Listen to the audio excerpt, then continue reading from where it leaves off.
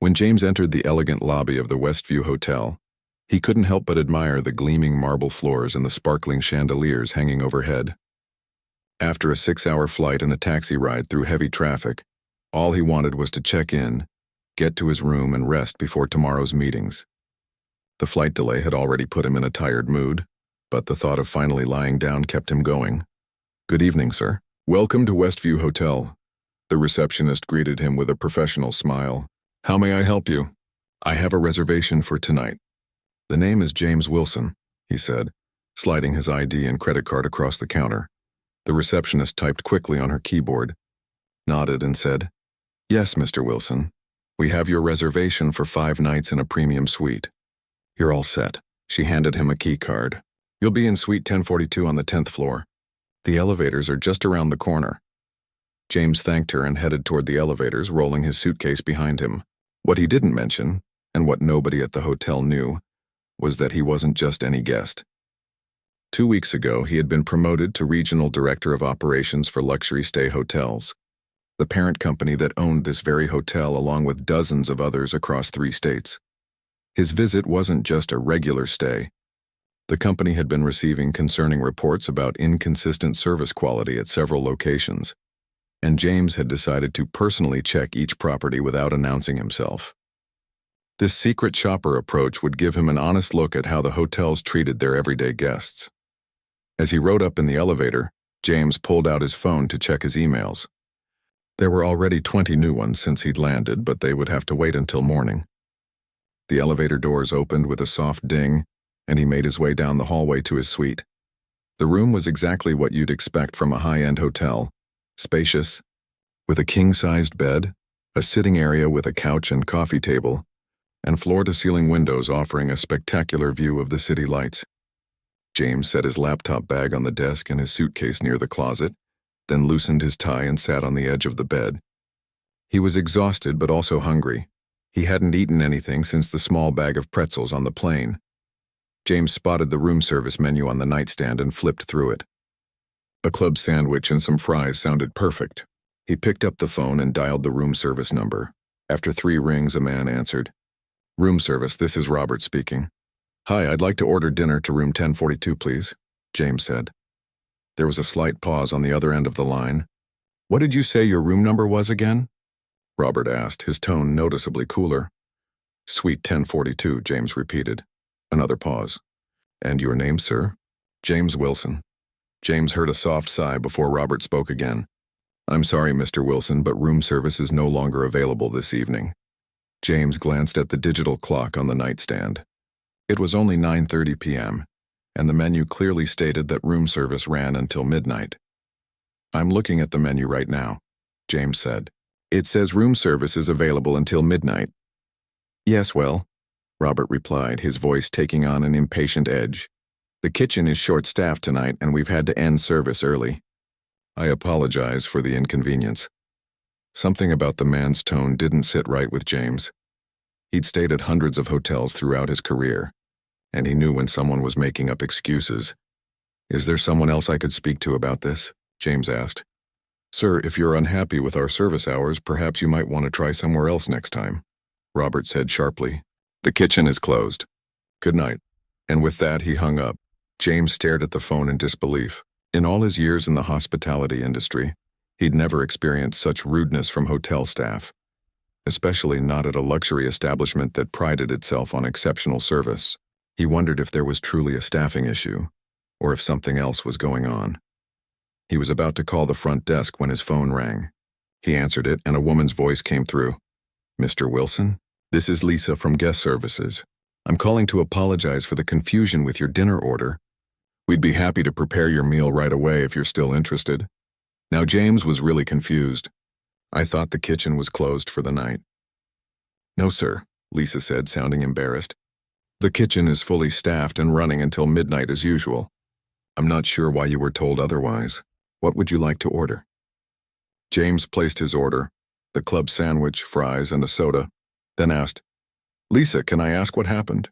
"The person I spoke with, Robert, was quite firm that I couldn't be served."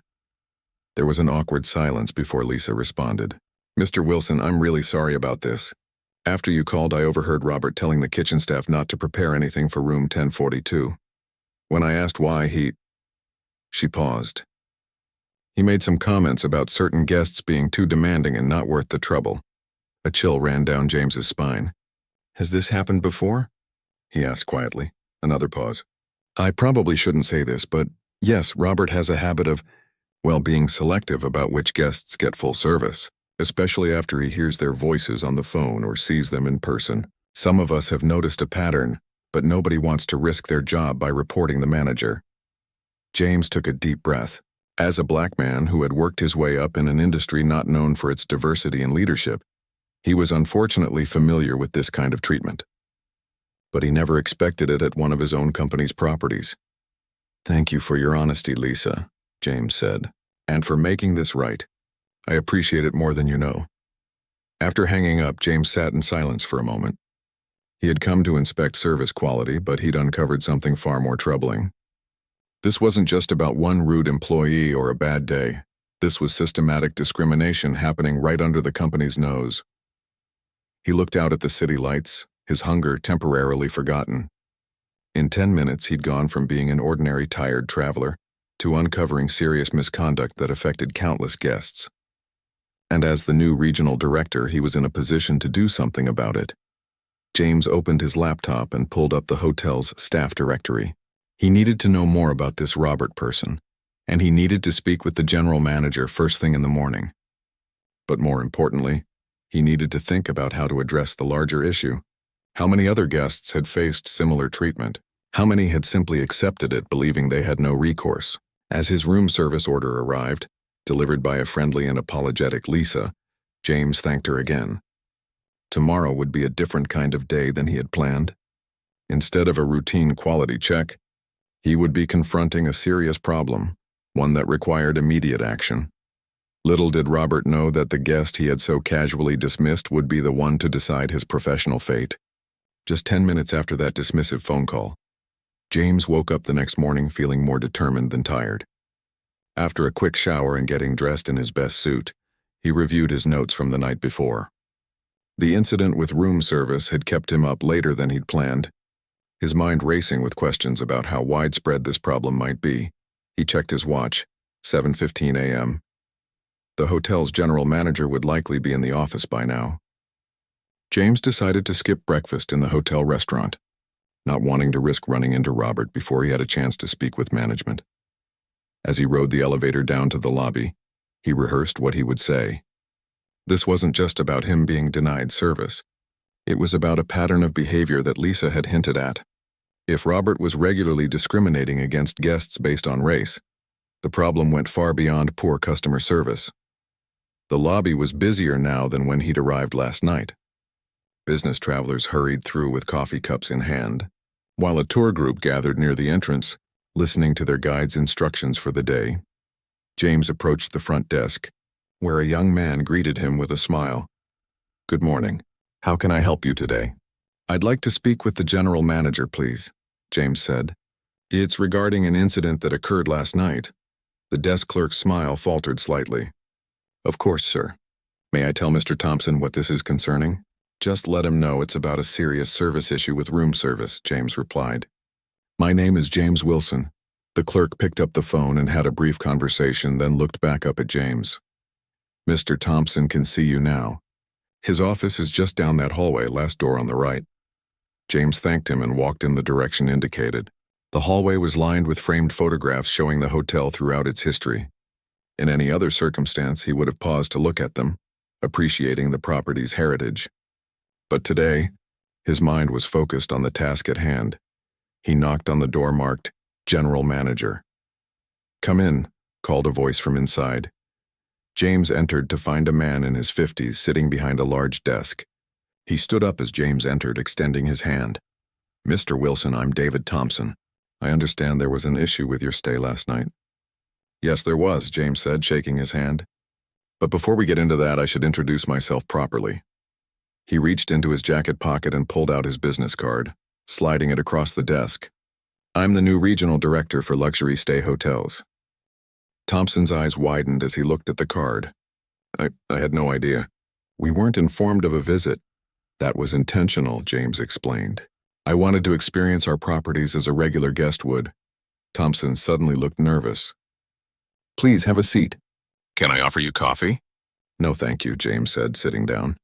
Mr. Thompson, last night I tried to order room service around 9:30 p.m. According to your menu, service runs until midnight. However, I was told by a manager named Robert that service had ended early due to short staffing. That's strange. Thompson frowned. We were fully staffed last night. Exactly, James nodded. Shortly after, I received a call from an employee named Lisa, who apologized and offered to bring my meal anyway. When I asked what happened, she revealed that Robert had specifically instructed the kitchen not to prepare my order. Thompson's face paled. I don't understand why he would do that. According to Lisa, this isn't the first time Robert has selectively denied service to certain guests. She suggested that he makes these decisions after hearing guests' voices or seeing them in person. James paused, letting the implication sink in. As a black man, I'm unfortunately familiar with this kind of treatment, but I never expected it at one of our own properties. Thompson looked genuinely shocked. Mr. Wilson, I had no idea this was happening. Robert has been with us for nearly 5 years, and while he can be particular about following procedures, I've never received complaints about discrimination. Sometimes people don't complain, James said. They simply don't return. Or they leave negative reviews without specifying why. Or they tell friends and family not to stay here. The damage happens quietly. Thompson ran a hand through his hair. What would you like me to do? First, I'd like to meet with Robert. Is he working today? Thompson checked his computer. Yes, he comes in at 8 a.m. He should be here now. Good, I'd like you to call him to your office. Don't mention who I am yet. I want to hear his explanation firsthand. Thompson nodded and picked up his phone. Barbara, could you ask Robert to come to my office right away? Thank you. He hung up and looked back at James. He'll be here shortly. The next few minutes passed in uncomfortable silence.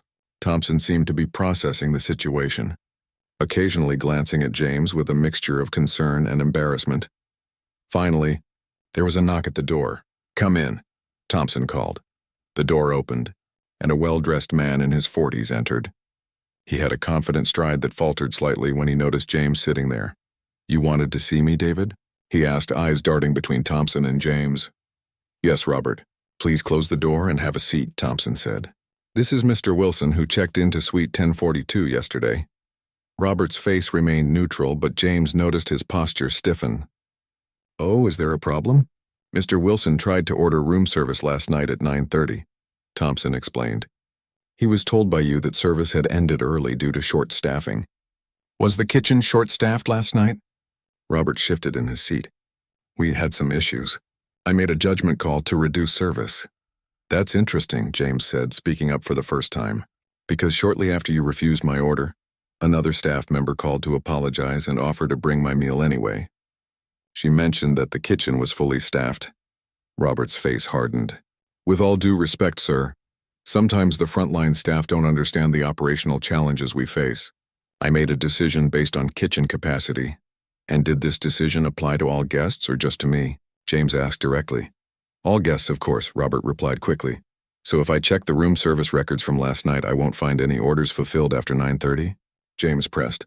A flash of unease crossed Robert's face. There might have been some exceptions based on when orders came in. Robert, Thompson interjected. Lisa overheard you telling kitchen staff not to prepare Mr. Wilson's order specifically, and she heard you make comments about certain guests being too demanding. Robert's face flushed. That's taken out of context. We get difficult guests sometimes. And how did you determine I would be difficult? James interrupted. We had never met. Our only interaction was a brief phone call where I politely ordered a sandwich. Robert opened his mouth, then closed it again, clearly struggling for an answer. Lisa also mentioned this isn't the first time you've been selective about which guests receive full service. James continued. She noticed a pattern in which guests you deemed too demanding. This is ridiculous, Robert said, his voice rising. Who is Lisa to make such accusations? She's just a server. I'm the manager. And I, James said calmly, reaching into his pocket and placing another business card on the table, am the regional director for luxury stay hotels, overseeing all properties in this state and 2 others. The color drained from Robert's face as he stared at the card. I came here unannounced to assess our service quality, James continued. What I found instead was evidence of discriminatory practices that violate not only our company policies, but potentially the law as well. Robert stammered, I didn't know who you were. That's precisely the point, James said firmly. You shouldn't treat any guest differently based on assumptions you make about them. Every person who checks into our hotels deserves the same level of service and respect. Robert looked desperately at Thompson. David, you know me. I've worked hard for this company. This is just a misunderstanding, is it? Thompson asked, looking troubled. Because if what Mr. Wilson and Lisa say is true, this is a serious problem, Robert. The way I see it, James said, you have two choices. You can admit what you did and explain yourself, or you can continue denying it, in which case we'll need to interview staff and review security footage to get to the truth. Robert sat silently for a moment. Then his shoulders slumped. Fine, I did tell them not to prepare his order, but it wasn't because of what you're implying. Some guests just seem like they'll be trouble and we were busy. And how exactly did you determine I would be trouble from a simple phone call? James asked again. Robert didn't answer, his eyes fixed on the floor. Robert, your actions last night and your response now tell me everything I need to know, James said. As of this moment, your employment with Luxury Stay Hotels is terminated. Robert's head snapped up. You can't do that! I can and I have, James replied steadily. Mr. Thompson will process the paperwork and escort you to collect your belongings. Our company has a zero-tolerance policy for discrimination of any kind. As the reality of the situation sank in, Robert's face contorted with anger, but before he could speak, Thompson stood up. I'll handle this from here, Mr. Wilson, he said. Robert, please come with me. As they left the office, James remained seated, taking a deep breath. This was just the beginning of what needed to be done, but it was a necessary first step. The hotel chain he now helped lead would need to take a hard look at its practices and training. 10 minutes. That's all it had taken from the moment Robert denied him service to when James decided the manager's fate. 10 minutes that would hopefully lead to meaningful change. After Robert and Thompson left the office, James sat alone, processing what had just happened. He hadn't expected to fire anyone on this trip, especially not within the first 24 hours. But discrimination wasn't something he could ignore, particularly when it came from someone in a leadership position. He pulled out his phone and made a note to contact the company's HR department. They would need to be informed about Robert's termination and the reasons behind it. James also wanted to make sure Lisa didn't face any backlash for speaking up. Whistleblowers needed protection, and she had done the right thing by exposing a serious problem. A soft knock on the door interrupted his thoughts. Come in, he called. Thompson returned, looking troubled. That was difficult. Security is escorting him out now. How did he take it? James asked. Not well, Thompson admitted, sitting down heavily in his chair. He kept saying it was just a misunderstanding and that he's going to sue the company. He ran a hand through his hair. Mr. Wilson, I want to apologize. I had no idea this was happening in my hotel. James nodded thoughtfully. That's part of the problem, isn't it? These things can go unnoticed by management because they happen in small moments, one guest at a time. The question is, how do we make sure it doesn't continue? Thompson leaned forward. I'm open to suggestions. This is completely unacceptable. I'd like to speak with the staff, James said, not to interrogate them, but to hear their experiences. If Robert was doing this regularly, others might have noticed, and there might be more issues we're not aware of. Of course, Thompson agreed quickly. I can gather everyone for a meeting later today.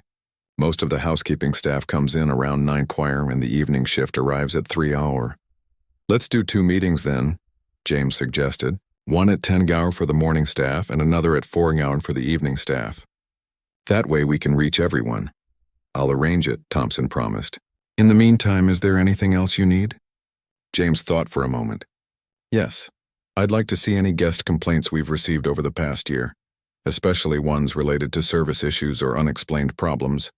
And I want to talk to Lisa personally. She took a risk by speaking up, and I want her to know it was appreciated. Lisa should be here until 2 p.m. today. I'll have her come see you when she has a break, Thompson said, making a note, and I'll pull the complaint records right away. After Thompson left to make the arrangements, James decided to get some breakfast. He was famished after skipping his usual morning meal, but instead of going to the hotel restaurant, he opted to walk to a small cafe he had spotted across the street. He needed some fresh air and time to think about how to approach the staff meetings. The cafe was busy but welcoming, with the rich smell of coffee and freshly baked pastries. James ordered a black coffee and a breakfast sandwich, then found a quiet corner table. As he ate, he pulled out his tablet and started drafting an email to corporate headquarters, explaining what had happened and his immediate actions. He was halfway through when a text message from Thompson came through. Lisa will be available at 11:30 if you'd like to speak with her. Meeting room B is reserved for you. James texted back a quick thank you and finished his email. By the time he returned to the hotel, it was almost 11:15. He made his way to meeting room B, a small conference room near the business center. At precisely 11:30, there was a knock on the door. "Come in," James called. The door opened and a young woman entered. She looked nervous, her hands fidgeting with the hem of her uniform. "You wanted to see me, sir?" she asked hesitantly. "Yes, Lisa, please have a seat." James gestured to the chair across from him. "And thank you for coming." Lisa sat down, still looking uncomfortable. "Am I in trouble?" "Mr. Thompson didn't say why you wanted to see me." "No, you're not in trouble," James assured her. "Quite the opposite, actually. I wanted to thank you personally for what you did last night." Her shoulders relaxed slightly. "Oh, you're welcome, I guess. I just did what anyone should do." "But not everyone would," James pointed out. "It takes courage to speak up, especially when it means going against a manager." "How long have you worked here?" "Almost 2 years," Lisa replied. "I'm working here while I finish my degree in hospitality management." "That's excellent," James smiled. "We need more people with both education and practical experience." "Tell me, Lisa, was last night the first time you noticed Robert treating certain guests differently?" Lisa hesitated, looking down at her hands. "No, sir. It's been happening for a while. Can you tell me more about what you've observed?" She took a deep breath. "It started about 6 months ago. Little things at first. Robert would take longer to respond to certain guests' requests or assign them to less desirable rooms even when better ones were available. Then it got more obvious. He'd tell some guests facilities were closed when they weren't, or that we were out of menu items that we actually had plenty of." "And did you notice any pattern in which guests received this treatment?" James asked carefully. "Yes," Lisa said quietly. "It was always guests of color, especially black guests. Sometimes Asian guests, too. Never white guests." She looked up at James, her expression troubled. "I tried to fix things when I could, like with your room service order last night, but I couldn't catch everything. Did you ever report this behavior?" Lisa's face flushed. "I mentioned it to a supervisor once, but she said I was overreacting, and that Robert was just efficient with difficult guests. After that, I was afraid of losing my job if I pushed it." James nodded, understanding her predicament. "That must have been very frustrating for you." "It was," Lisa admitted. "I came to work here because luxury stay hotels has such a good reputation. It felt wrong to see guests being treated that way, but I didn't know what to do about it." "Well, you should know that Robert has been terminated," James told her. "His behavior violated our company policies and our values. And your speaking up was instrumental in bringing this to light." Lisa's eyes widened. "He was fired? Just like that?" "Just like that," James confirmed. "Discrimination has no place in our hotels or anywhere else, and we need employees like you who are willing to stand up for what's right even when it's difficult." "Wow," Lisa breathed. "I didn't expect that to happen so quickly." "Sometimes the right decision is clear," James said.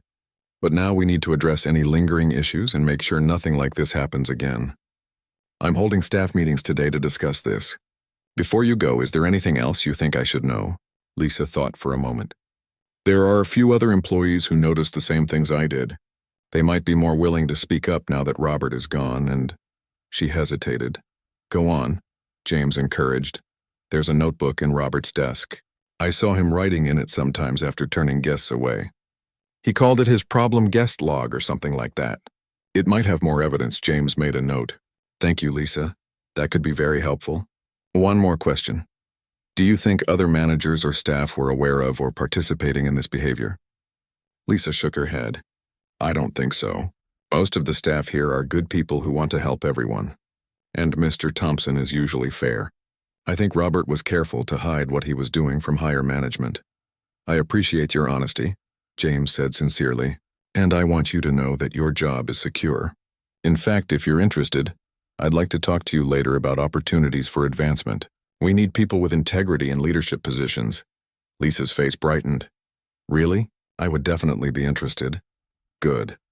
We'll talk more after your degree is finished," James promised. "For now, do you have any questions for me?" "Just one," Lisa said, looking more confident now. "What happens next? How do we make sure this doesn't keep happening?" It was an excellent question. Exactly the kind a future leader would ask. That's what we'll be discussing in the staff meetings today.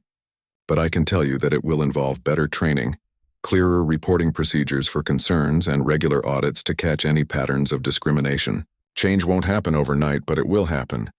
Lisa nodded, seemingly satisfied with his answer. "Thank you for taking this seriously. It means a lot." After Lisa left, James opened his laptop again and added more notes to his growing action plan. Finding Robert's notebook was now a priority, and he needed to review all guest complaints with a new perspective. The morning staff meeting was less than 30 minutes away, and he wanted to be prepared. This wasn't just about one bad manager or one incident of discrimination. It was about creating a culture where such behavior couldn't take root in the first place. As regional director, James had the power to make meaningful changes, and he intended to use it. What had started as a routine quality inspection had turned into something much more significant. And in some ways, despite the troubling situation, James was glad it had happened during his visit. Because now he could do something about it, not just for himself, but for every guest who might walk through those doors in the future. The challenge ahead was substantial, but necessary. And it had all begun with a simple request for room service, denied to the wrong person at the wrong time. At precisely 10 a.m., James stood at the front of the hotel's largest conference room. The morning staff had gathered as requested. Housekeepers, front desk clerks, maintenance workers, kitchen staff, and various supervisors. Some looked curious, others worried. Rumors about Robert's sudden departure had already spread throughout the hotel. Thompson stood beside James, looking solemn. "Everyone, I'd like to introduce James Wilson. He's our new regional director for luxury stay hotels. He has something important to discuss with all of you today." A murmur went through the room as staff members exchanged surprised glances. No one had expected a visit from corporate leadership, let alone the regional director. "Thank you all for coming," James began, his voice calm but firm. "I know this meeting was called on short notice, but what we need to discuss couldn't wait. As some of you may have heard, Robert is no longer with the company." The murmuring grew louder. "His employment was terminated this morning," James continued, "after I discovered he was selectively denying services to certain guests based on their race." The room fell silent. Some staff members looked shocked, while others nodded knowingly. "I checked in last night as a regular guest," James explained. "When I called for room service, Robert refused my order, claiming the kitchen was closed early due to staffing issues. Thanks to another staff member, I learned this wasn't true. Robert had specifically instructed the kitchen not to serve me." James paused, looking around the room.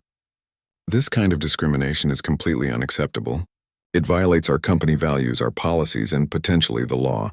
But I'm not here to just tell you about one incident. I'm here because I suspect this may have been happening for some time." He took a step forward, making eye contact with different staff members.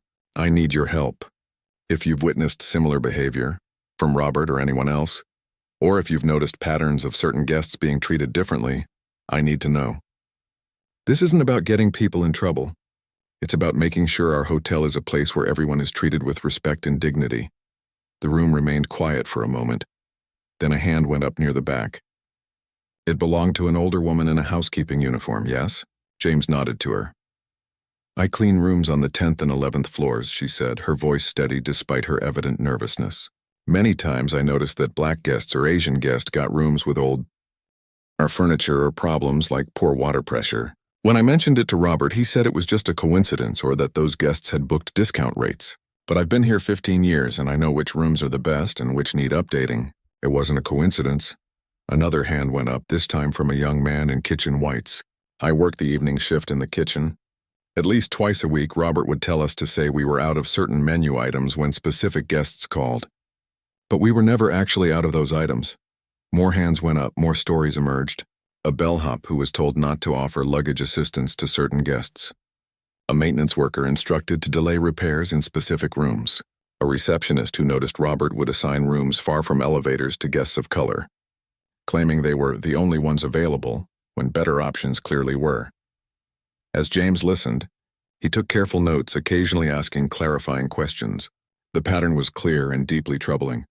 Robert had been systematically discriminating against minority guests for months, perhaps longer, and had created a system where staff either didn't realize what was happening or felt powerless to stop it. After about 40 minutes of discussion, James raised his hand to quiet the room. "Thank you all for your honesty. This is difficult to talk about, but necessary. Now I want to search Robert's office to see if there's any documentation of these practices. Mr. Thompson, do you have the key?" Thompson nodded grimly. "Yes, right here." "While we do that," James continued, "I'd like you all to think about solutions. How can we prevent this from happening again? What systems or changes would make you feel comfortable reporting problems like these? We'll discuss your ideas when I return." James and Thompson left the conference room and walked briskly to Robert's office. It was a small room near the back office area, sparsely decorated but meticulously organized. "Let's start with the desk," James suggested. They began searching through drawers, finding mostly routine paperwork, schedules, inventory lists, performance reviews. Then, in the bottom drawer, Thompson pulled out a black leather notebook. "This might be what Lisa mentioned," he said, handing it to James. James opened the notebook and began scanning the pages. What he found made his stomach turn. Robert had been keeping detailed records of what he called problem guests, with notes about their appearance, accents, and room numbers. There were comments like "too demanding," "complained about nothing," and "watch for trouble." Almost every entry described a person of color. Even more disturbing, Robert had developed a coded system for flagging these guests in the hotel's computer system. A certain combination of characters in the notes field would signal staff to provide minimal service or to assign less desirable rooms. "I can't believe this," Thompson said, looking over James's shoulder. "How did I miss it?" "Because he was careful," James replied. "He created a system where his biases could be implemented without being obvious, and he intimidated staff enough that they were afraid to report it." They gathered the notebook and several folders of relevant documents, then returned to the conference room where the staff was engaged in small group discussions. James cleared his throat to get everyone's attention. "We found evidence confirming what many of you have described. Robert was indeed systematically discriminating against certain guests and had created a coded system in our booking software to identify who should receive substandard service." Shocked gasps filled the room. "This stops today," James declared firmly. "I'll be working with IT to remove these codes from our system immediately. But more importantly, we need to address the culture that allowed this to happen. I've heard your discussions. Now I want to hear your solutions." One by one, staff members shared their ideas. Better reporting channels that didn't require going through direct supervisors, anonymous feedback options, regular reviews of room assignments and service denials to look for patterns, training on recognizing and addressing bias, a clear non-retaliation policy for whistleblowers.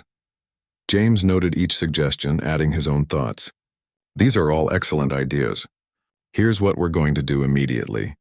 First, I'm establishing a direct line to my office for reporting any concerns about discrimination. Second, we'll be conducting a thorough review of all guest complaints from the past year to identify anyone who might have been affected by these practices. Third, everyone, including management, will undergo comprehensive diversity and inclusion training." He paused, looking around the room. "But perhaps most importantly, we're going to change how we measure success at this hotel. It won't just be about revenue or guest satisfaction scores. It will also be about equity, ensuring that every guest receives the same high level of service regardless of who they are." The staff seemed energized by this approach, many nodding in agreement. A hand went up from a front desk clerk. "What about the guests who were mistreated? Shouldn't we do something for them?" James nodded. "Absolutely. We'll be reaching out to any guests we can identify who received substandard service. They'll receive a formal apology from the company and compensation for their experience, and we'll invite them to return as our guests to show them that what happened doesn't reflect our values." The meeting continued for another hour as they refined ideas and developed an action plan.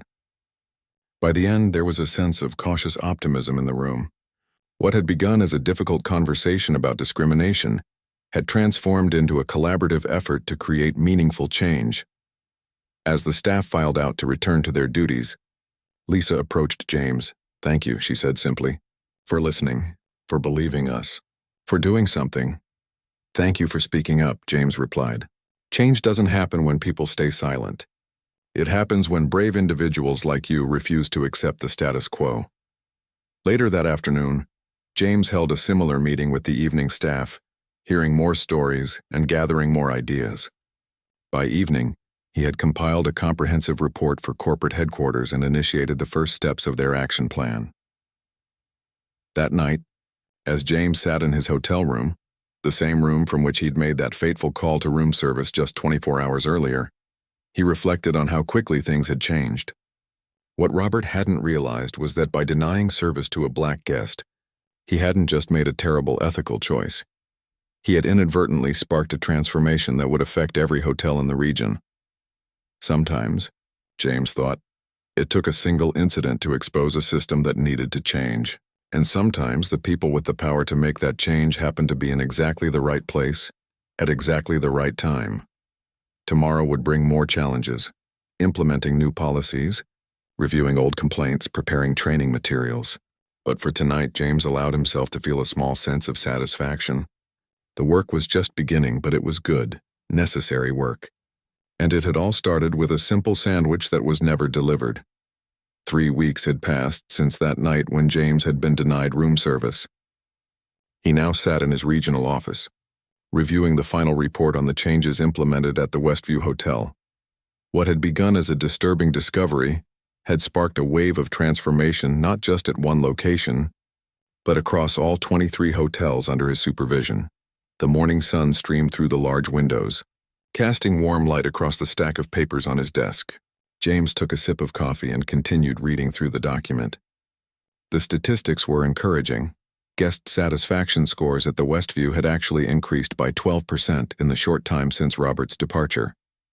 Even more telling, complaints from minority guests had dropped to nearly zero. His phone buzzed with a text message from Thompson. "Everything ready for your visit tomorrow. Staff looking forward to seeing you again." James smiled and texted back a quick thanks. He hadn't planned to return to the Westview so soon, but tomorrow marked the launch of their new training program, and he wanted to be there personally. Plus, he had promised Lisa he would discuss her career advancement opportunities once the immediate situation was handled. As he continued reading the report, his assistant knocked lightly on his open door. "The video conference with corporate is set up in the main meeting room," she said. "They're ready whenever you are." "Thanks, I'll be right there," James replied, gathering his materials. This meeting had been on his calendar for weeks, his chance to present the comprehensive anti-discrimination program he had developed to the entire executive team. What had started as a response to one hotel's problems had grown into a company-wide initiative. As James walked into the conference room, he took a deep breath to center himself. On the large screen, a dozen faces looked back at him: the CEO, various vice presidents, and regional directors from across the country. "James, good to see you," the CEO greeted him. "We're all eager to hear about this new initiative you've developed. Thank you for making time for this," James began. 3 weeks ago, during what was supposed to be a routine quality inspection, I uncovered systematic discrimination taking place at the Westview Hotel. A manager was selectively denying services to guests of color and had created a coded system to identify who should receive substandard treatment. He paused, noting the shocked expressions on several faces. While the immediate problem was addressed by removing this manager, I realized we needed to look deeper. This wasn't just about one bad actor. It was about a system that allowed discrimination to go unnoticed and unreported. Over the next hour, James walked them through his findings and the comprehensive program he had developed. It had 4 key components. First, a new training module focused specifically on recognizing and preventing discrimination, which would be mandatory for all employees from housekeeping to management. Second, an anonymous reporting system that allowed both staff and guests to flag concerns without fear of retaliation, with reports going directly to regional offices rather than local management. Third, regular audits of room assignments, service denials, and guest complaints to identify any patterns that might suggest bias. And fourth, a complete overhaul of performance metrics to include equity measures alongside traditional indicators like revenue and guest satisfaction. The results from our pilot at Westview have been remarkable, James concluded. Not only has discrimination decreased, but overall guest satisfaction has increased. Staff morale is up and we're seeing improved retention rates. When people feel valued and respected, both employees and guests, everyone benefits. The CEO leaned forward, clearly impressed. This is excellent work, James. I think we should implement this across all our properties immediately. The board will want to review the financial implications, but the preliminary results are compelling enough for me to give this the green light. After answering a few more questions, the meeting concluded with unanimous support for the initiative. As James walked back to his office, he felt a deep sense of satisfaction. What had begun as a personal affront had transformed into an opportunity to create meaningful change for thousands of employees and countless future guests. The next morning, James arrived at the Westview Hotel just before 9 a.m. The lobby looked brighter somehow, the staff more engaged. Thompson greeted him warmly at the entrance. "Welcome back, Mr. Wilson. Everything is prepared for the training session." "How have things been?" James asked as they walked toward the conference room. "Better than I expected," Thompson admitted. "There was some adjustment needed after Robert left, but honestly, the atmosphere has improved dramatically. Staff seem happier, more cooperative, and I've been personally reviewing all guest feedback. The positive comments have increased significantly." "And any pushback on the changes?" Thompson shook his head. "None worth mentioning. A few eye rolls from some of the old-timers during the initial discussions, but once they saw the results, even they came around. It's hard to argue with success."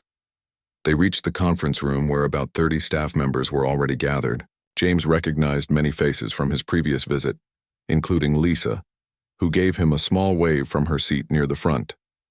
"Good morning, everyone," James began once Thompson had introduced him. "Thank you for being here. Today marks the official launch of our new training program, but before we begin, I wanted to share something with you." He pulled out a folder and opened it. "Yesterday, I received an email from a guest who stayed here last week, a black businessman traveling with his family.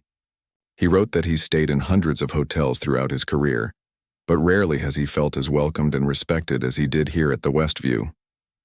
Every staff member, from the valet to housekeeping to the restaurant servers, treated his family with genuine courtesy and attention." James looked up, meeting the eyes of various staff members. "This is what success looks like. Not just higher revenue or better scores, but creating an environment where every guest feels valued. You all made that happen, and I want to thank you for embracing these changes so wholeheartedly." The training session that followed was interactive and engaging, with staff members sharing their own experiences and ideas.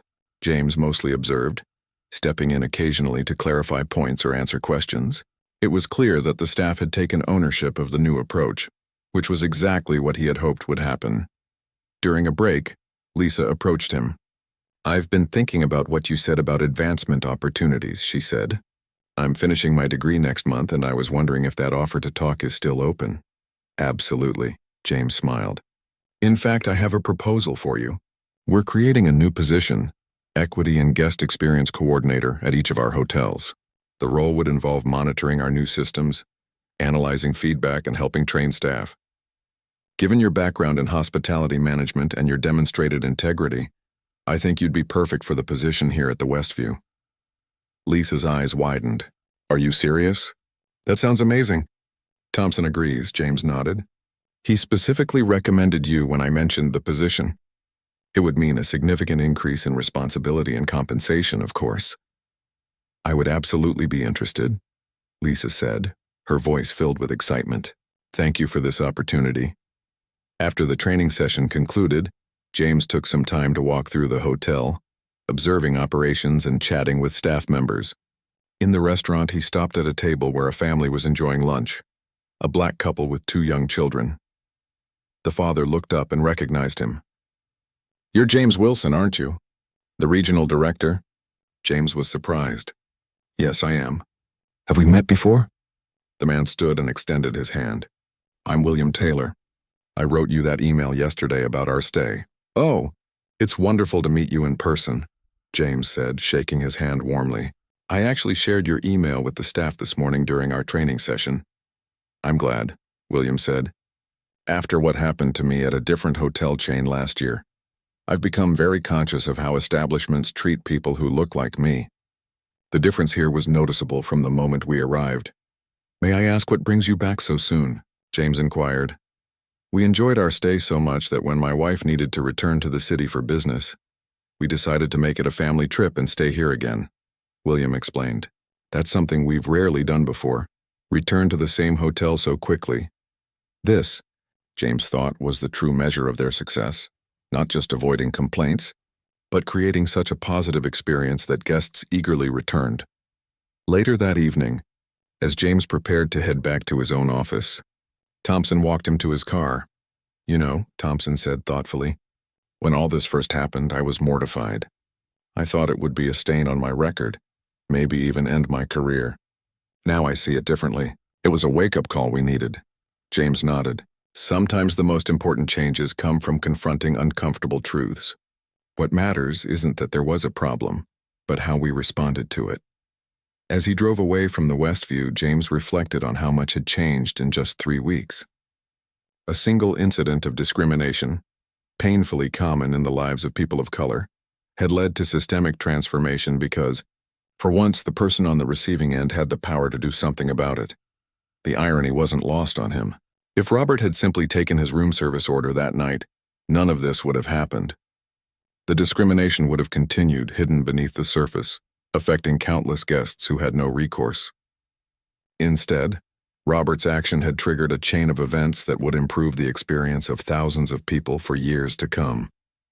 Sometimes, James thought, justice worked in unexpected ways. And sometimes change began with something as simple as a denied sandwich and ended with a complete reimagining of what hospitality truly meant, welcoming everyone with equal respect, dignity, and care. As the sun set behind him, James smiled. There was still much work to be done, but they had made a promising start, and that was something worth celebrating.